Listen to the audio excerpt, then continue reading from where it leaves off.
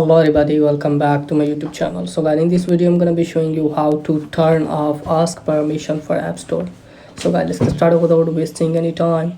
So guys, if you try to install apps from App Store and it's asking you to get permission from your parent, then I'll show you how can you get rid of this type of error. So guys, first of all, what you need to do is just simply you have to turn off your Apple ID. If you are going to get free app and is asking you to ask permission from your dad or mom, then what you need to do is just simply you have to sign out your Apple ID and try a different one, and you can easily get the app. And if the app is paid, then what you need to do guys, just simply you have to stole a phone of your dad for 2 or 3 minutes, and then you have to follow these steps. For that you have to open settings and just simply tap on your Apple ID banner, then go to family sharing option.